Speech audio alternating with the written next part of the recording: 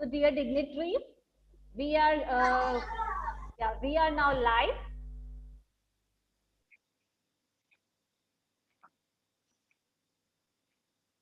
and in a few minutes we will start. Please wait. In a few minutes we will start.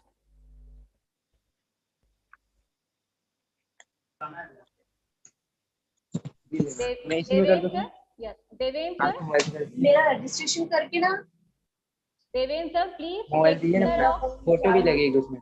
Devendra sir, please take care of the participants. नहीं, passport normal registration ID है, मैं बताती हूँ।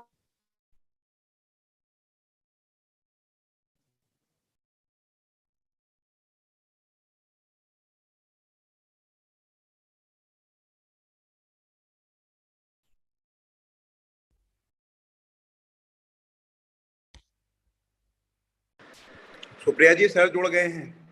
जी,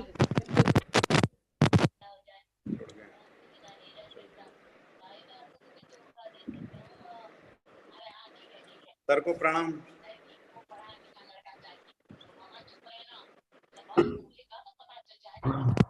नमस्ते sir, नमस्ते। बहुत अच्छा लगा सर आज फिर से आपसे मिलके। Thank you very much sir for joining. नमस्कार। नमस्ते sir. We are going to start in a few minutes.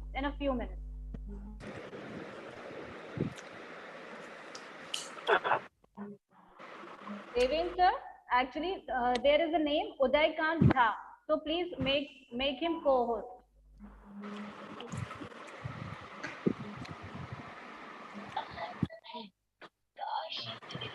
Thank you very much sir.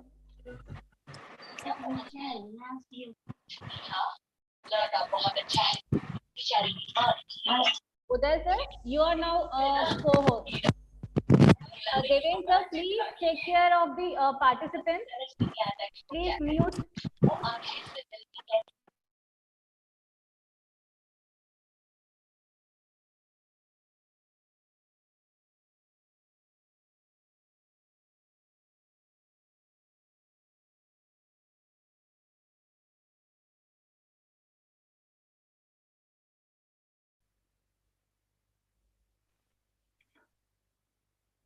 So, greetings from the India. I, Dr. Supriya Pathak, Assistant Professor and Research Supervisor, Oriental University, Indore, Director Foreign Affairs, Witty Gossip Association. Welcome all of you, all the dignitaries, all the guest speakers, all the guests of honors present here around the world. Today, we have the discussion on the first day, the Sustainable Development Goal 1, No Poverty, following the summit, Global Peace and Sustainable Development 2022. So, before starting, I would like to share some thoughts and some views regarding the Witty Gossip Association aims and vision.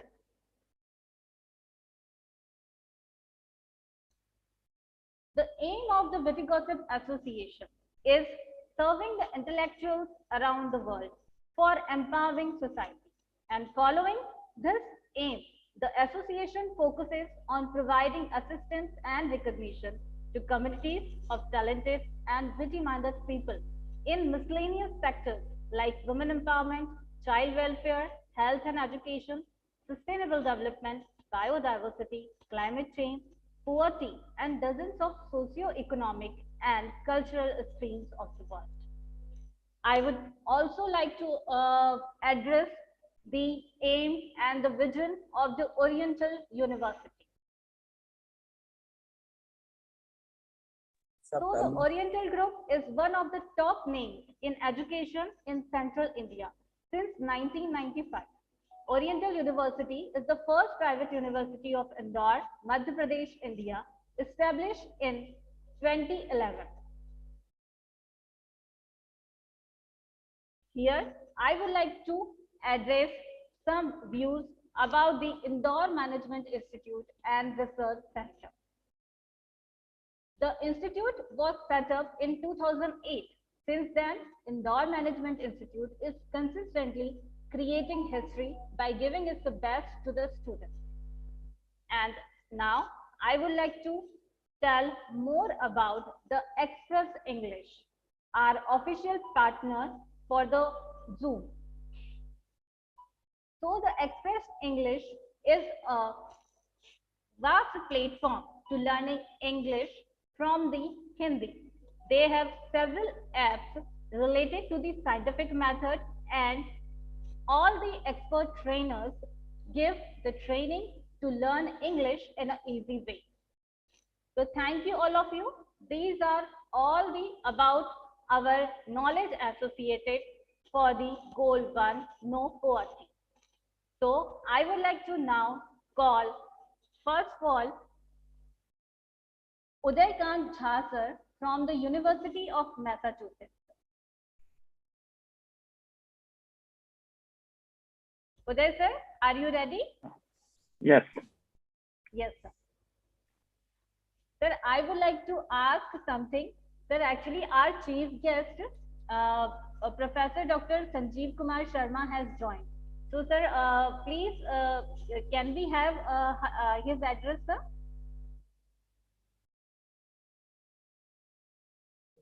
So, Supriya ji, let Dr. Udaykant Jha speak first, then I'll be speaking. No problem. Okay, thank you very much, sir. You have already invited him. You have already invited. Okay, okay, thank you very much, sir. Thank you.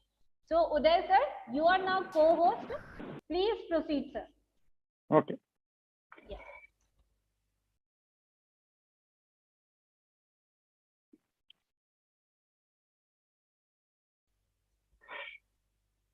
First of all, greetings to all who have joined from various parts of the globe. And I must thank Viti Gossip for giving me an opportunity to speak on such an important topic like sustainable development. And poverty is one thing that we have worked a lot. When we say we, the human beings have worked a lot to overcome this poverty, and we have achieved a great amount of success. However, there still roadblocks to this. So I would like to highlight this. So according to Global Multidimensional Poverty Index, poverty is defined as an income which is considered insufficient to meet the requirement of personal healthcare, education, access to food, clean drinking water, proper toilet, electricity, limited shelter, and other living standards. Now, if you notice the map on the right, even in the developed countries like North America and Europe also, there's large amount of poverty, somewhere between 10 to 20%. These are not based on absolute poverty. This is based on the poverty level defined by the country, based on the cost of living. It has been estimated that about 1.3 billion, just out of 109 countries out of 200, they figure into this so-called multidimensionality poor. Another about 2.2 billion people, that is more than 25% of the world population, do not have access to clean water. And another about 800, which accounts to about 10% people who suffer from absolute hunger. This pandemic actually has compounded the problem by adding another about 32 million people in South Asian countries and 26 million in sub-Sahara into extreme poverty due to ongoing pandemic. Now, there are various reasons why this poverty is, we are not able to overcome this poverty. If you look at the map of the poor countries, because of the overpopulation and conflict, the productive land shrinking. This, if we couple this with the overexploitation of fishing, mining, and other associated problems, their traditional livelihood of like hunting, agriculture is actually reducing. Now, conflict in West Asian countries or the recent conflict in Russia and Ukraine is only adding more and more to to overcome poverty. Now, in last a decade or so of the civil war in Syria, 83% of the population has gone below poverty line. Now, Ukraine and Russia account for about 30% of export of wheat, apart from other grains.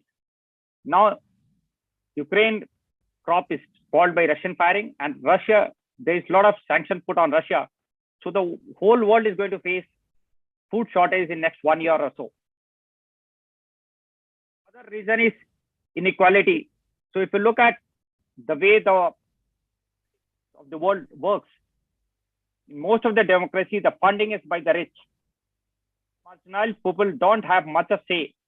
So the rule is formulated in such a way that the lowest end of the pyramid, they'll end up paying about 18 to 20%. I'm talking about the United States of their salary as income tax, whereas top 1% pays about 3% of their income.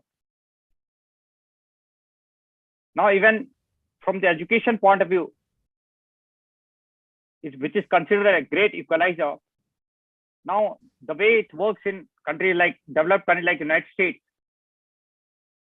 a rich locality pays huge tax, and the same money get diverted to the school. So they have a good quality school. Whereas a locality which is poor and unable to pay hefty tax, the school lacks basic infrastructure. I'm talking about developed country. So when we talk about sub-Saharan countries or South Asian countries, the large number of families are unable to send their kids to good school, coupled with the compulsion of the family members to work to meet their ends, also not allow their children to get a good education and pull them out of poverty. Climate change is also affecting, likely to add another about 100 million people into poverty over the next 10 years. And most of these countries are underdeveloped countries. Lack of infrastructure like proper road, another thing, or also as a hindrance for the large number of population to escape poverty. Because in the absence of proper road, in case of rain or something, a large portion of the time, they are cut off from the main city or town where they can go get a better job, pull their family out of poverty. Now, lack of safety net, most of these families are, since they are poor, they do not have any reserve. In a developed country like United States, consider that a simple emergency of $400 can put the life of 50% of the US population into jeopardy, and 20% of the population cannot even afford it. So this is the level that we are talking about. Most of these countries which are considered poor do not even have sufficient food reserve because of the cycle of drought. Harvest keeps failing, and about individuals, even at country level, they do not have sufficient stock, and the current crisis is only going to add more misery to them. Now, so-called famous or infamous international NGOs or tax havens are adding to the poverty. As per Guardian and Salvation Army, they sell about 351 million kgs of donated clothes. The global wholesale clothing trade is pegged as around 2.8 billion pounds. Now, if you have so much low-cost clothing, which is flooding Africa, no one in Africa can actually start a business in clothing. So it is actually, rather than helping them, it's actually killing the economy. These organizations actually promote more corrupt people in these countries. So a country which is full of natural resources actually keeps fighting among themselves, and so-called international NGOs like Greenpeace and human rights organizations, they prevent any development. First of all, they lack industrial revolution. They lag behind in the when the country was actually from agriculture to industrial side, and now they are on the lower end of the value chain. That means they are doing more work and adding less value economy, whereas the developed countries, because the time zone or in the time frame, they are at the higher end of the chain. So they are putting a little effort and getting more out of it. Because of their promotion of corruption, poor countries, the individuals have managed to stash about $8.7 trillion in tax havens. And most of these tax havens are of the developed countries. 50% of them belong to England. The total loss of corporate tax by wealthy corporations and investors could be anywhere between $500 billion. About most of them are from the low income countries. Now, just look at the two maps. Left hand side, the map talks about GDP per capita, and right hand side is on corruption index. Lighter shade talks about less corruption, and darker shade right hand side talks about more corruption. Whereas in case of map on the left, the blue color, the maximum per capita GDP, brownish color, maroon color gives the minimum. So if we correlate this, which have lowest per capita GDP are also the countries which are rich in mineral, however, because of corrupt governance. How do you get rid of this problem? All efforts should be made to end war and conflict. Classic example is Syria, which was a good country. The poverty rate over a decade had gone up from 12% to 83%. On the other hand, Cambodia, civil war, the poverty rate came down from 47% to 13%. So, and this has happened over a short period of around a decade. The other thing that can be done is increase the access to the education. If all adults manage to complete their secondary education and develop suitable vocational skill, then according to UNESCO, increase their risk and vulnerability by almost 50%. Or vulnerability by reducing the global poverty rate to less than half. Next is microfinancing, which has helped country like Cambodia to establish saving loan and cash transfer within the community, which makes community self-sufficient, resulting in economic growth of around 8% between 1998 to 2018, almost 20 years. The other issue is if the whole community gets involved in the change, then everyone considers the change, which actually helps in boosting their self-confidence, and the community as a whole progresses rather than individuals. Access to clean water. It is estimated that the women and girls collectively spend 200 million hours every day walking long distance to fetch water. Because they are spending so much time, they are not able to go to school and study. They can be provided with drinking water. The same time can be utilized for education, which can actually help these families to overcome poverty. With this, actually, I've finished. I will be glad if anyone has any questions. Thank you.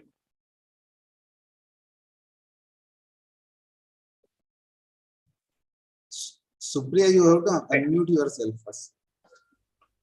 Sorry for that. First of all, Uday sir, thank you very much for joining us in a very short notice. And sir, actually, I am very young to comment on your presentation, sir. And so the presentation is very fabulous, sir. Actually, it is full of facts and the more knowledgeable presentation, sir. Thank you very much for joining us. Now, I would like to call former Vice Chancellor, Professor Dr. Sanjeev Kumar Sharma from the Mahatma Gandhi University. Namaste, sir. Namaste, Supriya ji. Thank you. Am I audible? Yes, sir. Loud and clear. Okay. So, good morning, good afternoon, good evening, whatever applies to whichever country and participant. I'm highly thankful to the organizers of this event, the Global Summit for Peace and Sustainable Development by Witty Gossip Association and the Oriental University, the Honorable Vice Chancellor, Professor Sunil K. Somani, my friend, Professor Udayakant Jha, and other participants of this event.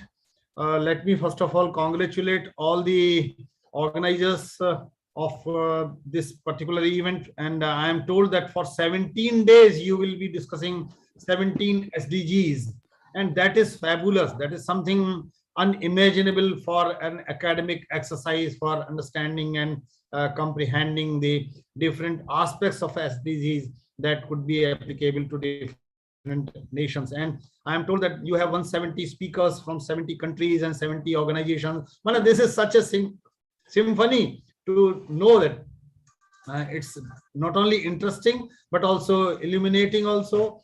I wish I could be attending more sessions when I get time to attend, and I'm fortunate enough, privileged enough to have been associated with your association and the activities earlier also. I have found that your academic deliberations have focused on different societal and political and cultural aspects. This time I would request Supriya ji, under the leadership of Professor Somani, I would request that the deliberations of these programs and academic event should be come out in print form also. You may request to Professor Uday Khan Jha and other friends that they send the presentations in paper or article form, and the combination of these 15, 20, 25 articles could be published in a book form, so that the other persons who have not been able to attend these events are also benefited by these deliberations. And looking at the SDGs which you are discussing, and Professor Jha was mentioning the world scenario and particularly the issues facing the developed countries and developing countries also as well.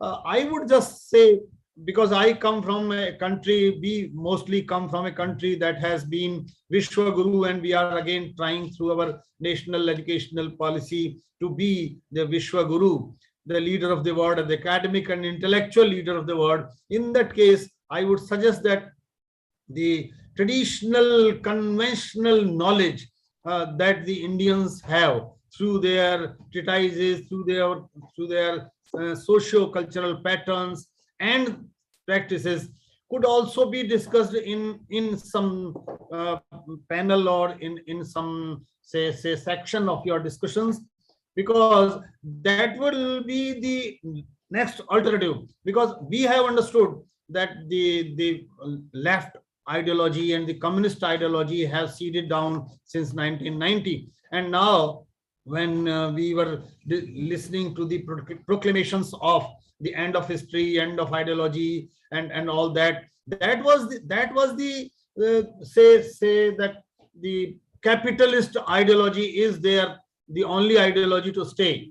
But this COVID, which Professor Jha was mentioning, has say demystified this idea also, that capitalism is the last resort for any ideological orientation for the new world. So contemporary world has understood that Indian ethos, Indian tradition, Indian culture, Indian way of life, Indian pattern, Indian practices have also much to offer to the world in these difficult times.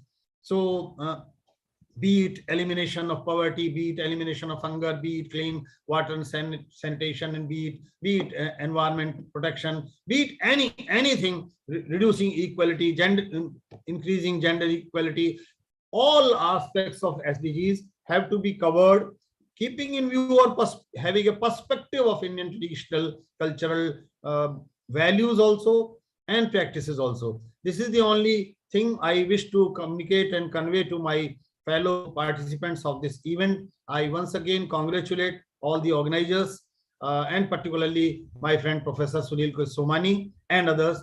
With all due regards, I take your leave because I have to attend another function at 11 o'clock. Thank you very much. Namaskar.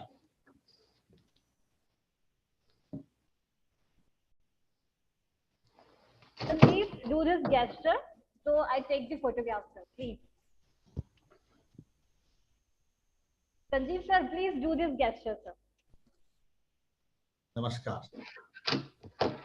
Thank you very much, sir. Thank you very much, sir. Your speech was wonderful, very thoughtful, sir. Thank you very much, sir. for joining us in a very short notice, sir. Thank you very much. Thank you. And sir, we will definitely follow, sir, all your suggestions, sir. Definitely, sir. Thank you, sir. Thank you. Namaskar.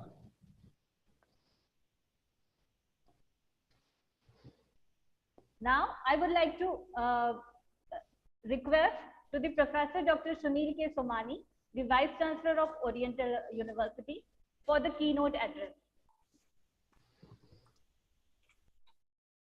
Good morning and greetings from India. Namaste, everyone. Dr. Sharma ji, Dr. Jha, Dr. Supriya, and all other present here.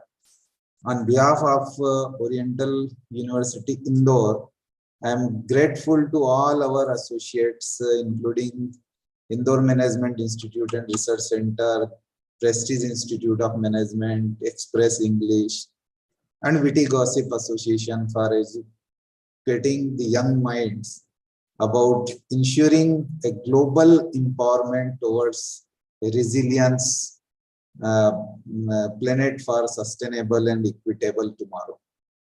See, the sustainability is evident in all our areas, in all our life, all parts.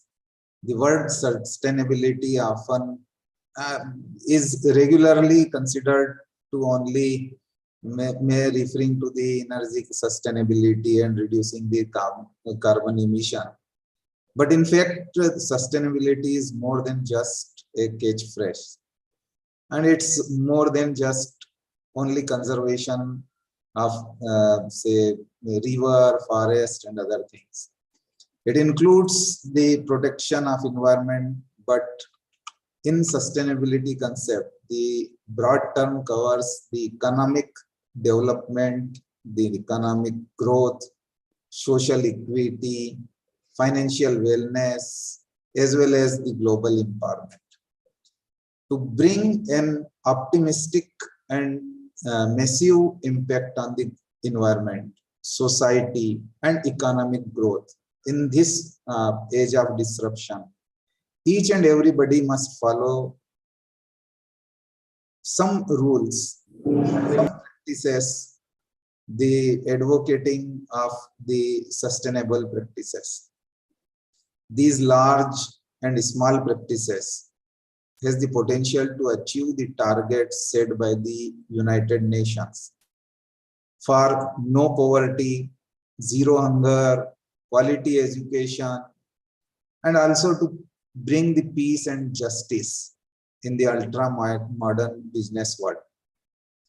Our objectives must be for global empowered world where every human has access to basic resources, will have to available all those resources at very manageable rate also. And so it should not run out of whatever the requirement is there to sustain the economic development, and it has to be continued also. This idea of sustainability has been referred to as at the heart of 2030 agenda of United Nations 17 Sustainable Development Goals, where all the 5 critical dimensions, the people, the prosperity, the planet, partnership, and peace, the 5 bottom line, emphasizing the fact that sustainability is not important to survive in this world of flora and fauna, but also for the development of everyone. I believe that this particular session, as well as the sessions to follow, as rightly told by Sharma ji as well as Jha Sahab, will definitely help everyone present in this particular meet. I wish all the best to the organizers. In particularly, thank you to Supriya Madam for taking care of such kind of gathering from all over the world. Thank you one and all. Namaste. Have a great day. And from India, in advance, happy Gudi Padwa to everyone. The new year, one of the day when New Year is being followed in India. Namaste.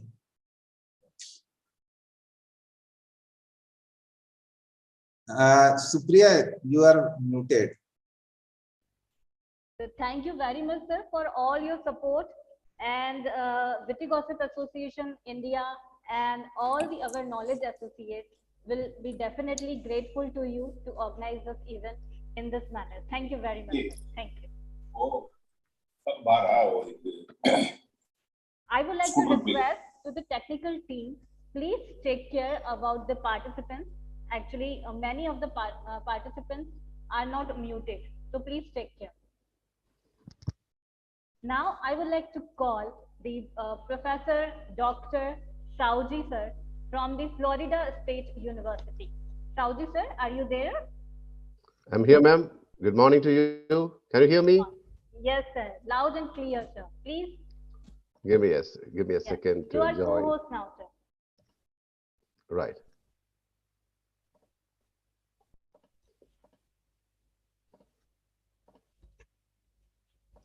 Give me a second, ma'am. Yes, sir. Just connecting.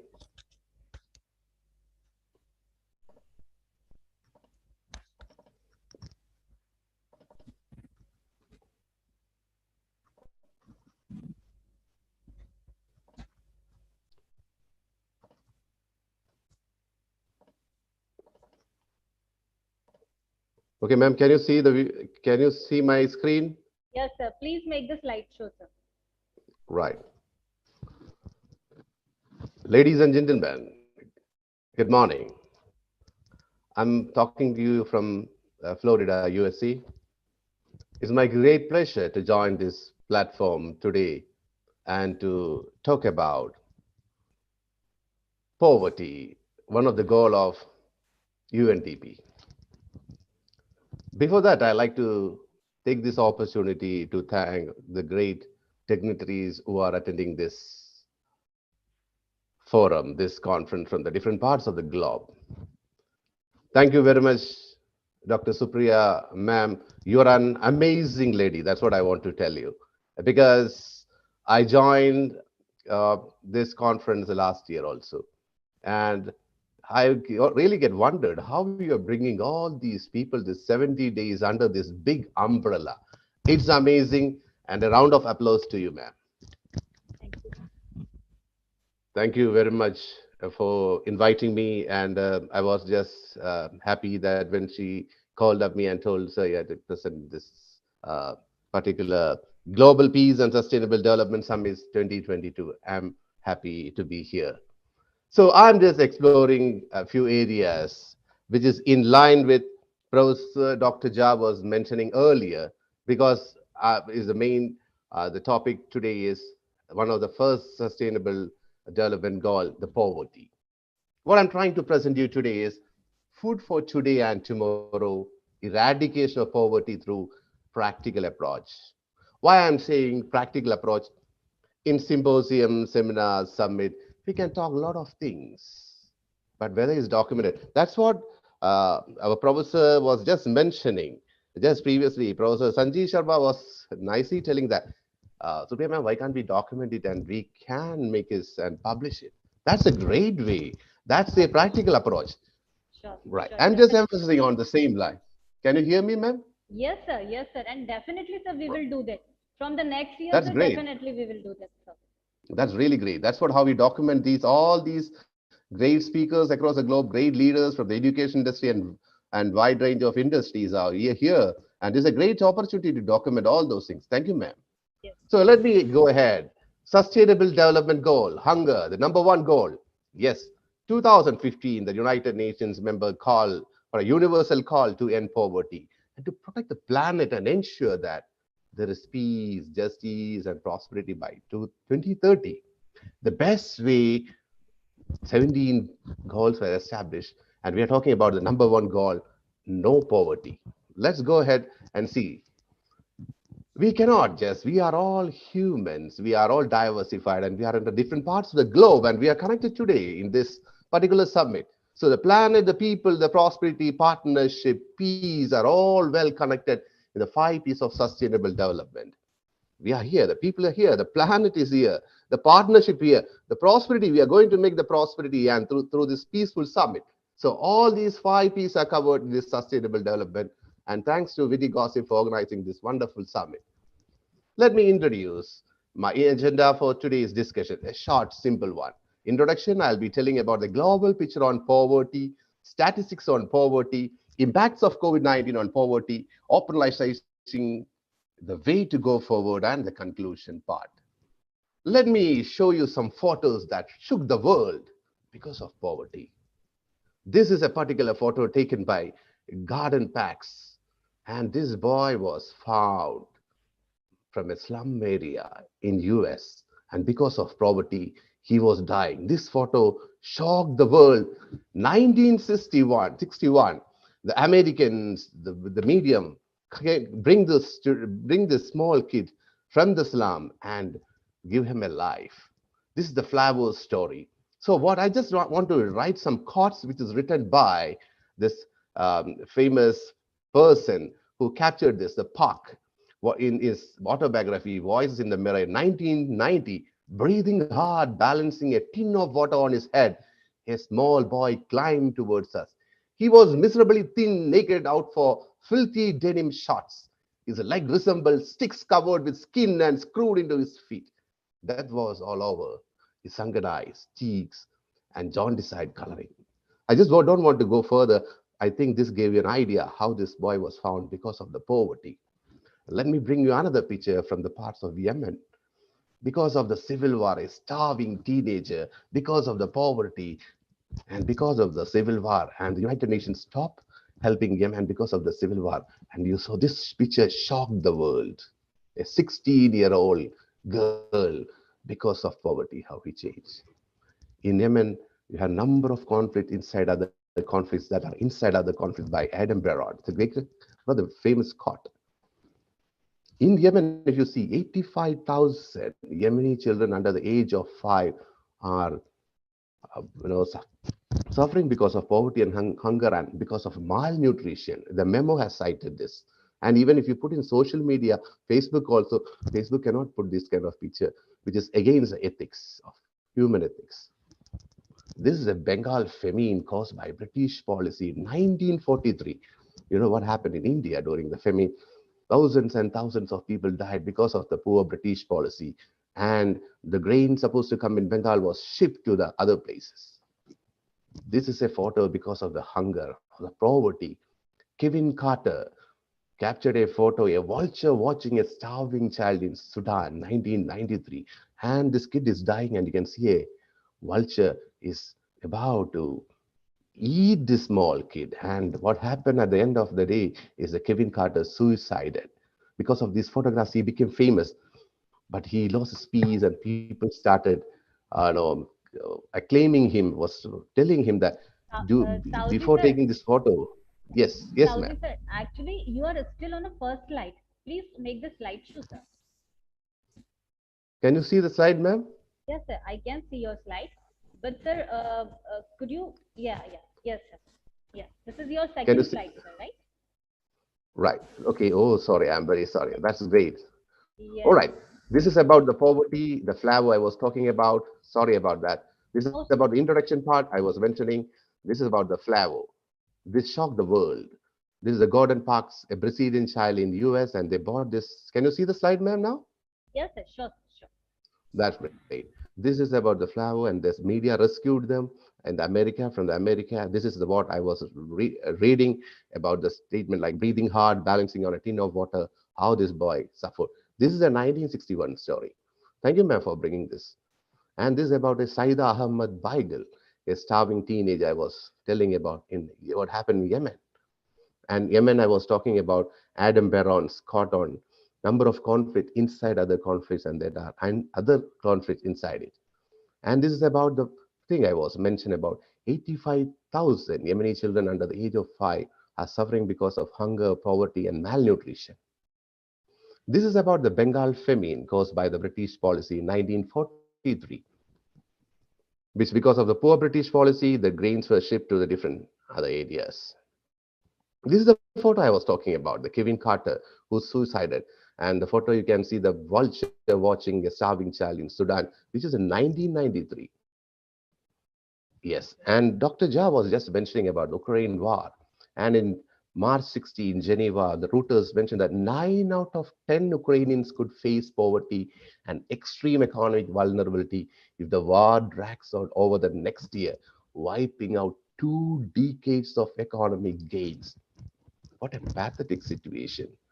Our kids are affected, the ladies are affected, women, the soldiers, the whole world is affected because of the war and the COVID. And number of people living, the earnings is $1.90 a day from 2015 to 2017. You can see the graph there. The graph is going steady, but suddenly because of COVID in 2029, the people who are suffering because of poverty raise. For example, you can see here in 2015, 741 million people were suffering. And if you can see, it was gradually decreasing before COVID. That is 2018, that is reduced to 645. Suddenly, because of COVID, you can see the map is going up. It's increased to 738 million and then to 745 million. What a pathetic situation the COVID has brought to the humanity. And why the poverty is. Professor Jha was just mentioning few things about what are the common causes of poverty. Lack of access to food and clean water, warfare and conflicts happening in Ukraine, lack of jobs, social injustice, lack of infrastructure, climate, lack of education. A lot of things are not under our control, but 2 things where we can have the control is education and jobs, which we human can create. Climate, we don't have control. Lack of infrastructure is under government's control. Social injustice, again, is coming into the court, things like that. But 2 things we have control is lack of jobs and lack of education. You cannot always say the government will take care of everything. What we can do for the country, that's also very important nowadays. The government, the volunteer organization, the companies, the social organization, the people, everyone should work hand in hand. Then only this poverty can be alleviated from this world. If you see, like COVID-19 has pushed 500 million people into poverty, you can see the statistics there. In East Asia Pacific, it is 239.8 million. And if you come down South Asia, Latin America, it is reducing, and come to Europe, it's 30.5 million, which runs up to total 547.6 million are suffering because of poverty. Only thing which can change the world is education. Education through different way. That's why UNICEF is telling to bring the education to the different parts of the globe through diversified way by using the technology, by using the cloud networks and various things. Gandhiji really quoted that if we want to reach the real peace in this world, we should start educating children. And Nelson Mandela, education is the most powerful weapon which you can use to change the world. Victor Hugo, the great French novelist, mentioned, he who opens a school door closes a prison. And Maimonides clearly mentioned about the skill. So education, I'm talking about the skill development. He clearly mentioned about give a man a fish. Everyone knows this God, a fish, and you feed him for a day. Teach a man to fish, and you feed him for a lifetime. This is Maimonides' quote. And I'm bringing a conceptual model and how this can be attained. The poverty can be eradicated. So you can see the conceptual model that is developed by Jorge, Danish, and Julia in 2013, where you can see life skill program, motivational climate, need satisfaction, and life skill outcomes. 4 things are spread across. So you need a life skill intervention. You need to have an autonomy, supportive climate. You have a competency, all based on competence. What all competency you have to develop? Soft skill competency, hard skill competency. Then relatedness, supportive climate, and autonomy should be there, competency should be there, relatedness should be there, and optical psychological well-being of the human can be attained. What a beautiful conceptual model where the intervention fidelity, and internationalization and generalization can be approached to this conceptual model, which emphasize the well-being of the people can be attained through skill-based education. Let me go to the next slide. And I just want to share you some of the slides from the US. It is a SCF, Lifelong Learning and Workforce Development. SCF has mentioned about their studies, their classes, all mentioned about kids summer camps, entrepreneurship, health and wellness, parenting education, performing arts, personal enrichment, professional education, and all these skills they are teaching the students when they are from their high school, not only from the after their higher secondary school. From the schools they are developing, they're teaching these skills. Those days in Kendriya Vidyalayas in India used to teach the skills when they're from the schools. Yes, at the age of 10 they start and they can go and work further on the skills what they attained. Education can transform lives. This is the UNESCO's wonderful quote. And towards 2030, and UNESCO is reaching the all part of the world to make sure that irrespective of gender, irrespective of race, color, creed, religion, everyone is getting equal opportunities for education. Lazy hands make for poverty, but diligent hands bring wealth. What a great proverb. So the basic thing in the skill development is to start up an entrepreneurship setup. So when people from the poverty line tried something new to set up an entrepreneurship skill, they stimulate demand in the wider economy, nurture creativity, productivity, and innovation, create more job opportunities, develop community. The ripple effect of all the things will be there from the community, from the social inputs, from the entrepreneurs, from all the community peoples will be involved as the ripple effect, make a social change, enhance the standard of living, promotes research and development. That will help the people, humanities development, and political and economic integration of outside also will be there. So entrepreneurship is the master word, master magic to eradicate poverty. Through education, through skill, entrepreneurship can be reached. Education, what a great quote by Nidin Nandu. It's a young chap who found in LinkedIn. He just caught it. I just took this quote to tell you. He beautifully explained education is a battle against poverty that everyone should fight. Education is not about degree and diploma. It is all about knowledge and wisdom. Let me conclude myself.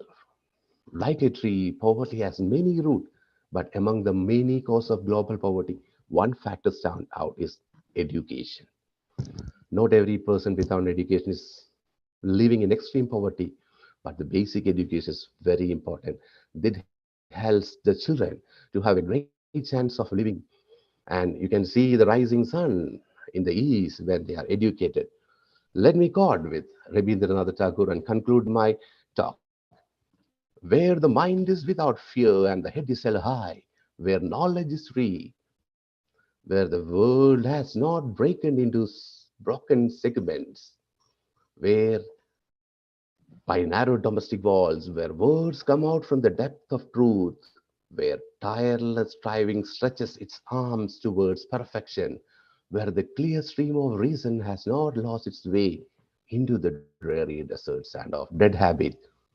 And the main quote is, into that heaven of freedom, my father led my country away. Thank you very much. Jai Hind.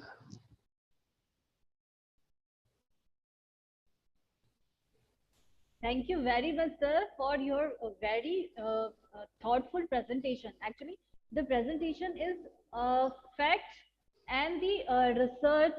All the research are included in the presentation are wonderful, sir. Actually, I am very young to comment on your presentation, sir. Here, actually, I have a friend from the Croatia. Christiana, are you there? Hello to everybody. Hello, Dr. Supriya Patak. Good I morning. want to say hello from Croatia. Thank you for invitation. Thank you. Thank you. So, Christiana, could you like to say, would you like to say something about the presentation of Dr. Sauji? Yes, I agree with all this history of the poverty and people and government must be more careful because the story is repeating the story of poverty from 20th century to maybe earlier in the history, everything is repeating, and the people are the poor because of the no food, no water, no economics, etc., and lots of money made in war and bad industry, and we must move the money from the other sources to feed the people. And when we show the Bengals family, etc., we have not that long in Ukraine. It was the very poverty and very hungry people. Before 100 years, they have a very bad period in that country. In Croatia, in South Europe, we don't have that extremely poverty, but we have some families, some parts in the Croatia where is then not support of government with work. The people doesn't have opportunity to get to work, and because no opportunity of working, they don't have the money to get the food and the water. That is not that extremely in Croatia, but we have poverty, and the money for some soldiers, some I don't want to say any bad things more, but we must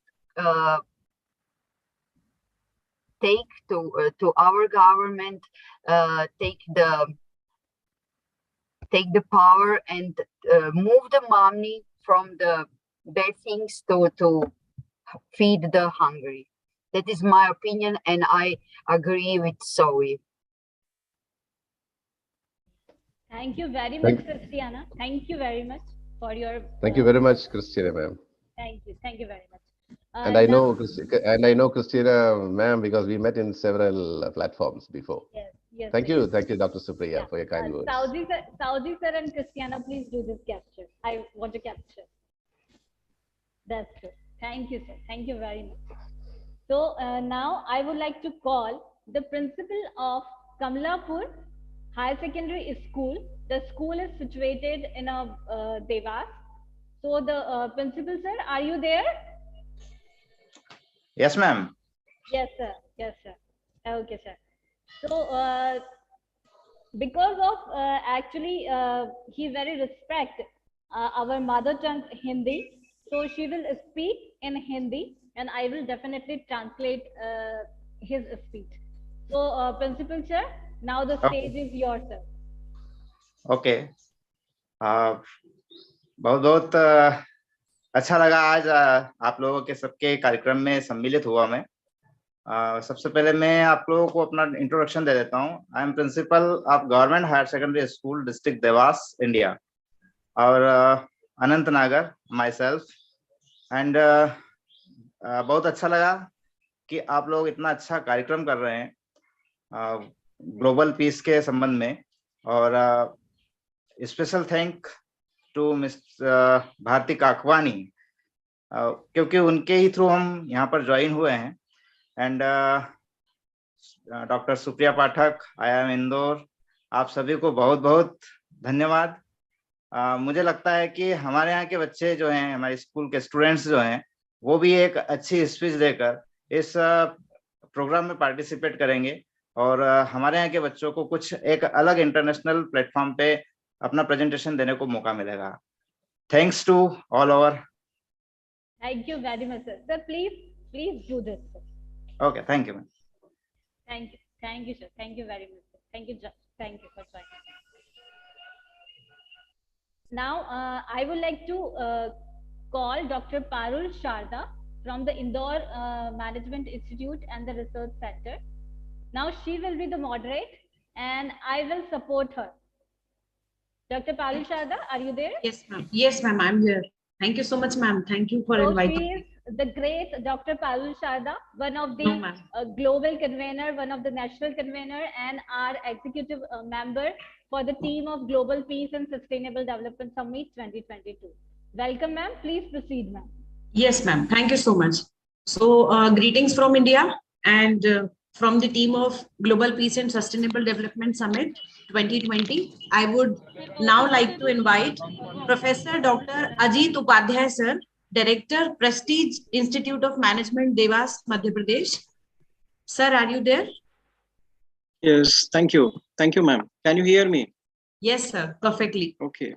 So, thank you, Sharda ma'am, and big thanks to Dr. Supriya Pathak ma'am, and special thanks to the Witty Gossips for organizing such a wonderful event, and the All Knowledge Partners over here for the Global Peace and Sustainable Development Summit 2022.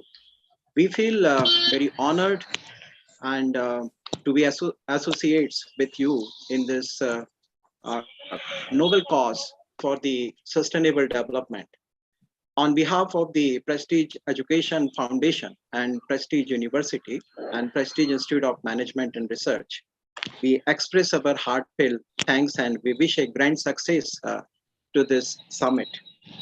I was listening to the honorable speakers, my previous speaker, Uday Kanji Jha sir, as well as Sanjeev Sharma sir and Somani ji, and joined by ahead with Sauji sir and Christiana madam, who stressed upon the sustainable goals and how they can be achieved with some very interesting model, some very interesting facts and figures and data, which really focused upon the these ideas which has to be generated and implemented in line with these concerns.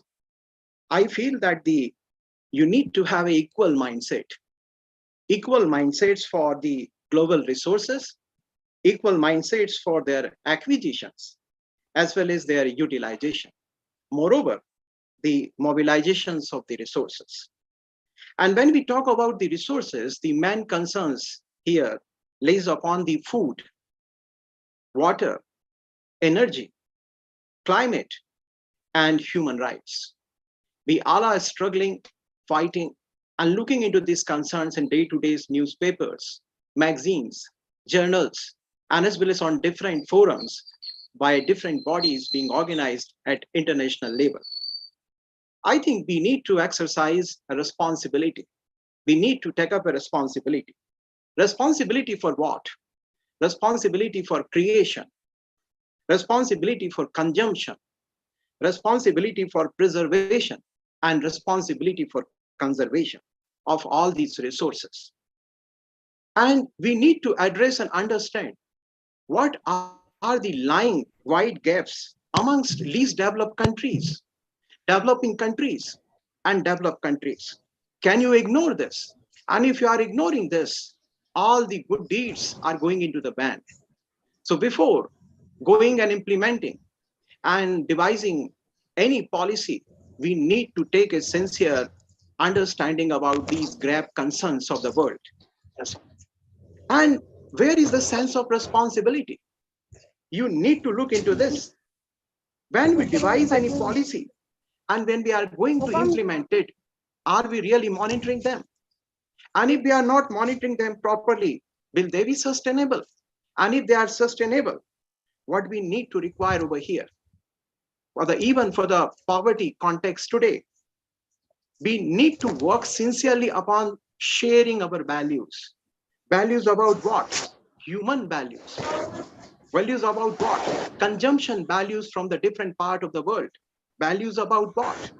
Productions, procurement values. Values about what? Disposition values. And if we do not here include the research, all are, here useless and senseless. So we need to share, imbibe, and practice these values. If we do not understand each other and the countries, even these platforms fail to achieve the objectives for which we are here aiming for. I think that again we all need to exercise a patience. And these passions in every sense. When we are implementing anything, are we damaging something? I think where I'm pointing, you all can get, you all are getting. When we are creating something, are we again creating troubles for others? Even if we have some ideas, are the ideas are implementable in the different part of the world? So what we need to control, when I say the exercising control, greeds, human greeds, country greeds, research greeds, acquisitions of the wealth and greeds, these greeds needed to be controlled. We need to control our expansionism. And these expansionism not only relating to the boundaries, but also to exercise the his money, as well as the senseless urbanizations, senseless procurement and productions, where we need to really understand the ecological balance. And if we have these mindsets, if we have these intents, then definitely we will definitely achieve our objectives. When you look at the today's theme, goal 1, the poverty elimination, I believe poverty is also a mindset. It's not only a disease. When poverty is a mindset, what we need to require? We require a commitment of everything. We should have a detailed plan, feasible plan that is executable, plan that will derive some benefit in short term. Second thing, intent.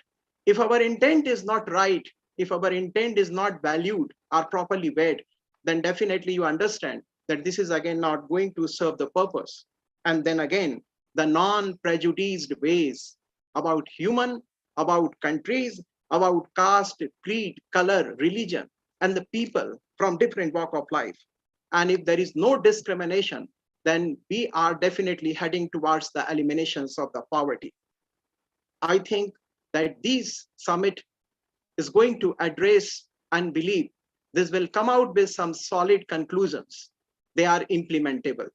Any summit and conference is successful if they are focusing not only on these points, but also ensure how they are going to be implemented, how they are reaching to the responsible bodies, how they will help to be imbibed into the policy formulation. With these words, I would like to express my heartfelt gratitude for inviting us, associating with you, and as well as providing us an opportunity to address this gathering. Thanks indeed, and best wishes to all of you. Thank you. Thank you very much. Thank you so much, sir. Thank you so much. I request all the co-hosts to please take care of the participants who are not muted. I request the team who is handling the technical part to kindly mute. Deven sir, please make me host, or please take care about the participants, because actually there is lots of disturbance here. Please take care of this. Thank you. Thank you so much. Thank you so much, Dr. Ajit Upadhyay sir. You have very well quoted the things and mentioned the points that are required. Conservation, preservation, and being the educationist, we can see that we are the people who can build the nation, who have the power to make the organizations from senseless to senseful, and we have the power to make the students responsible citizens for the country and then contribute to the development of nation. Thank you so much for your words, sir. Moving to the next eminent speaker, Mr. Hira Lal Kaushal sir, who is a district education officer, Devas, India. Mr. Hira Lal Kaushal sir. Pardon, ma'am. Actually, he is not here. He will join us later. Meanwhile, I would like to invite the CEO and the co-founder of the Expression English, Mr. Suman sir. Suman sir, are you there? Yes, ma'am. I'm very much there. Yes, sir. Please proceed, sir. Now the stage is yours, sir. Please. Thank you so much. Very welcome, sir. Thank you so much. And it's been an honor to be a part of this forum, a forum of highly qualified, highly enlightened, highly effective professionals in their own fields. And it's our privilege to be a part of this whole group. I'm extremely happy that such a forum has been created where we are discussing some of the issues which are so interconnected to each other and affecting not only the wealth of the society, but also individual life, individual standard of living for each one of us.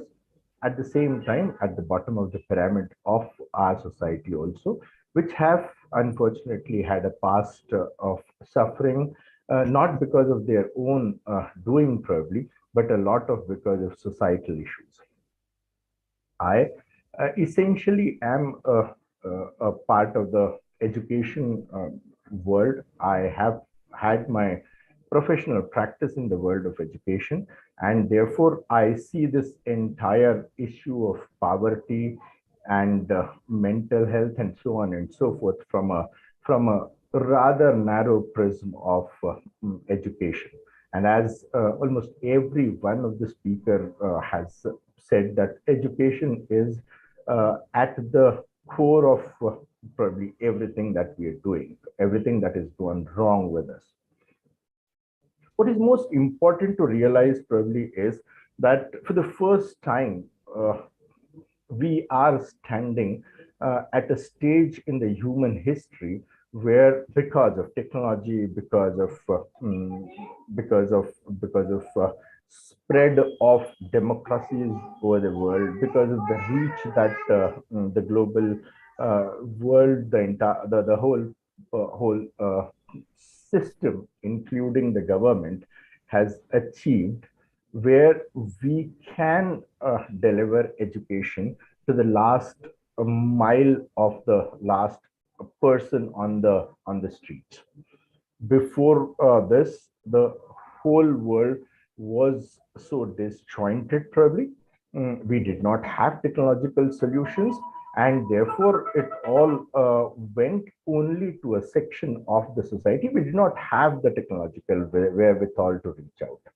And therefore, it is now an extremely important responsibility of probably a section of the society who have the power, who have the wherewithal, and who have the access to this technology and the power to deliver this technology to the world. And that is where education and all of us sitting here become so much more important. What has also changed over a period of time, and specifically compressed period of last 4 to 5 to 7 years time frame, is the introduction or the getting the skill piece into the education. This digital economy that we are talking about, this global world that we are talking about, this huge shift of extremely volatile technological tools that we are talking about, is actually has brought this whole skill component into our discourse. Skills have become not only very important, but skills have become volatile also. Today, even if a person is educated, he has a degree to his name, and India is a testimony to that whole experiment. We have the largest, and I don't have data because it's not at a later date when we'll discuss these issues at a deeper level, we'll get to the data also. But overall, we all know that India has the largest number of graduates and largest number of engineering graduates, but still we are facing a situation where there are no employment to it. So the employability is shifted from education-based to skill-based. And that is where we all need to put our minds and heads together to deliver solutions to that. That is one aspect. I'm sure the experts and the papers that are going to be deliberated on this forum will deliver on. The next most important thing is, and wherein we and I specifically come from as a professional, is the importance of soft skills that are rising.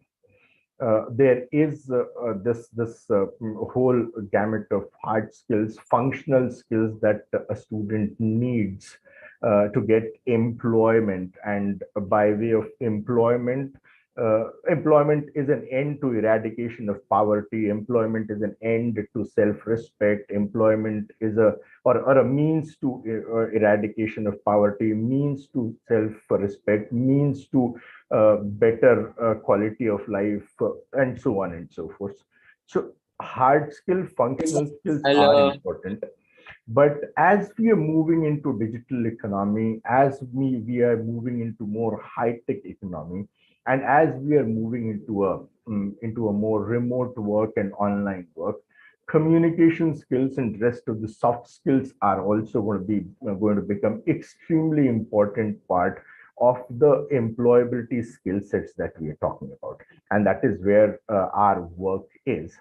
But the purpose of today's discussion that I wanted to put on table is that this entire gamut of poverty, education, employability has to be a smooth channel of all these small important different skill sets, because absence of one would eventually end us not being able to achieve our purpose. I hope that's the kind of stage I thought I wanted to set. We as professionals in the space need to understand the massive shift from past to now in terms of the nature of employment, and with that nature of employment and nature of economic setup, the change in the skill sets and the demands on a person to become employable and become self-sufficient, and that leading to less poverty in the world, more better human index. I hope this forum will come up with the right kind of solution, thought leadership around it, and will create a guiding post line around all these issues as we go along. Thank you very much to the forum for giving us this opportunity to be with us, and I'm sure we'll be able to contribute something from our side to the thought process of all these accomplished academicians, professionals that I'm sitting with. Thank you so much. Over to you, ma'am. Thank you very much. Thank you. Actually, I would like to request all the guest speakers and the guest of honors, please take care about the time, because we have mentioned in the email that for the speech you have only 4 minutes, and for the presentation you have the 12 minutes. Because if you are crossing the time limit, so you are not applicable to the Global Empowerment Awards and the Global Pride Excellence Awards for the best presentation and for the best speech. Thank you very much. Now, Parul ma'am, please proceed. Thank you so much, ma'am. Thank you so much, Suman sir. It was very much, very well quoted that skills, upskills, and the technical knowledge is the way by which poverty can be reduced. Thank you so much. And moving to the next speaker, our Honorable Director, IMI Group of Institutions. I would like to invite Mrs. Ankita Gupta, Madam, who is leading IMI Group of Institutions. Ma'am, are you there? Yes. Okay. Please continue, ma'am. First of all, a very good morning to one and all present here. Namaste.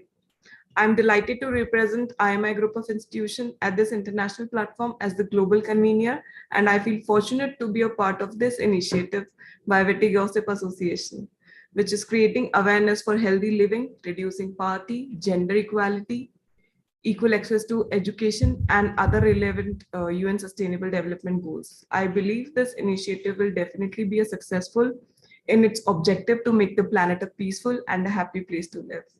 The Sustainable Development Goals are a universal call to action to end poverty, protect the planet, and improve the lives and prospects for everyone, everywhere. The 17 goals were adopted by UN member states 2015 as a part of the 2030 Agenda for Sustainable Development, which set out a 15-year plan to achieve the goals. So today, progress is being made in many places, but overall action to meet the goals is not very advancing at the speed or scale required. So we are witnessing decades of action in 22, and I want you all to recall the word of the UN Secretary General, who called on all sectors of society to mobilize for a decade of actions on 3 levels. The first level is global action to secure greater leaderships, more resources, and smarter solutions for the Sustainable Development Goals. And the second one is local action, embedding the needed transition in the policies, budget, institutions, and regulatory frameworks of governments and cities and local authorities. And the third one is action that includes by youth, our society, the media, the private sector, the unions, academia, and other stakeholders to generate the unstoppable movement pushing for the required transformations. With these 3 actions in mind, I would like to appreciate the efforts by Team Witty Gossip, our faculty members, and my dear students who are sincerely and religiously work together for this noble cause. I wish all the best for the successful of this summit and hope that together we can and we will bring the change and achieve the UN SDG by 2030. Thank you so much. Namaste. Thank you so much, ma'am. Thank you very much, ma'am, for all your support throughout these days. And I will expect your support throughout these 17 days also. Thank you very much, ma'am, for becoming our knowledge associate. Thank you. Thank you so much. Thank you, ma'am. Thank you for your motivational words. And indeed, it is not the one, it is the responsibility of all of us to make the change and bring the change so that we can make this planet a better place to live. Thank you so much, ma'am. Moving ahead to our next speaker, I now request our CEO of IMI Group of Institutions, Indore, Madhya Pradesh, Mrs. Nikita Pandey, ma'am, to please come and share her words. Over to you, ma'am. Yeah, thank you so much, Parul ma'am. Am I audible properly? Yes, Parul ma'am. Am I audible properly? Yes, ma'am. Very clear. Okay. Very good afternoon to one and all present here. I'm glad to represent my faculty, students, team of IMI Group of Institutions here at Global Peace and Sustainable Development Summit 2022. Well, we have already heard some of the very great insights about the topic already, be it from the Saudi sir or be it from the Suman sir. But well, I find 2 words, peace and sustainability, in the title of the summit, very much relevant and required for all of us. But very sorry to say that very few of us actually understand the concept and significance of sustainability in our daily lives.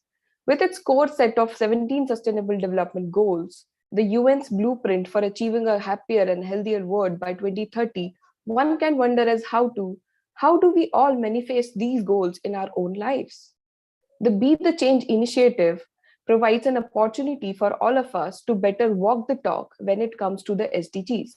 The initiative guides and encourages us to live more sustainable at work and at home by changing our consumption patterns using active transport such as cycling, buying local foods, avoid gift wrapping, using recyclable packaging.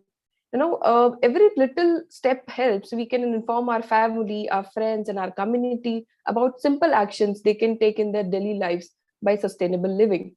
I have heard recently that one of the girl start using disposable, rather she was carrying a box with her when she's going to a hotel so that she can avoid using packaging that is available in the hotel. Right? These small changes can definitely bring some great change in the world. That is something which I definitely believe.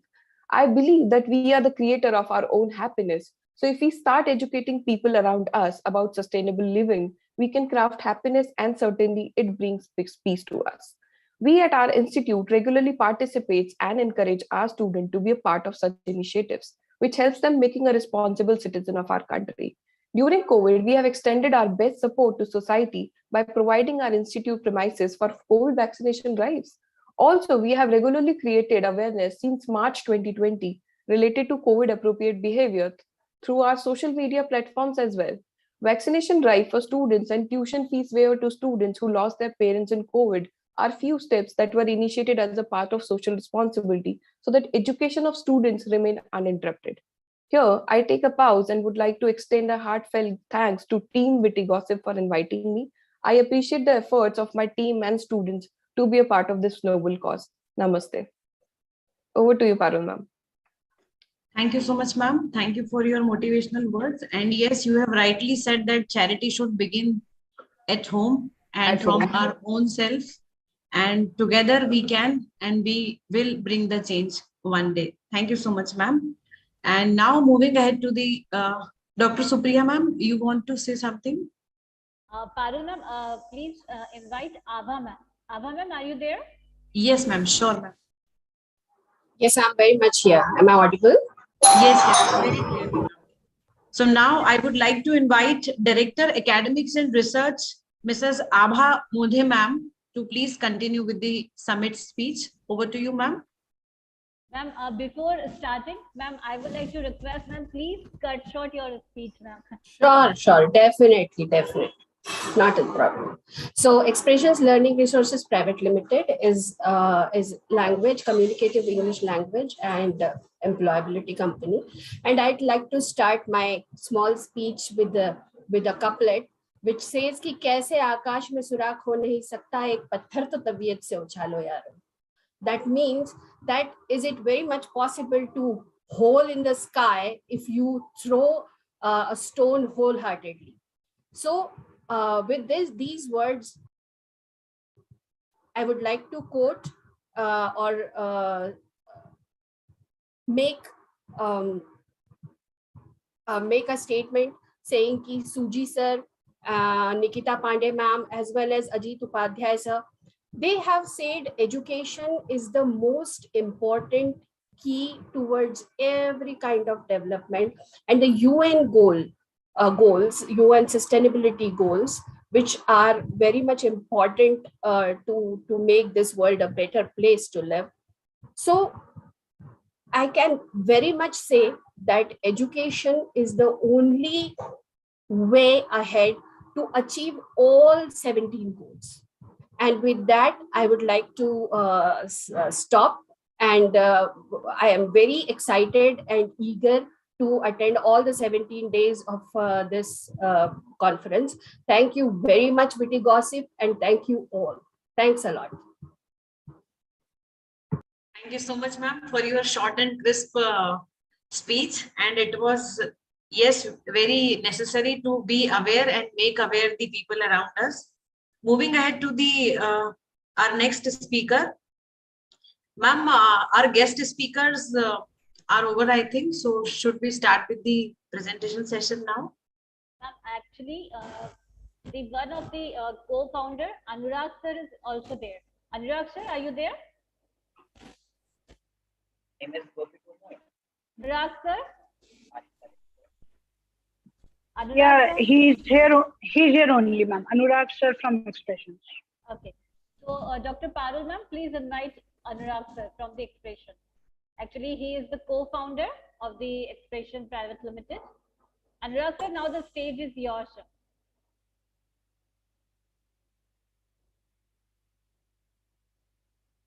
We could not hear you, Anurag sir. Abha ma'am, can we please connect to Anurag sir? I think there is some technical issue. Okay. He was there just a few minutes ago.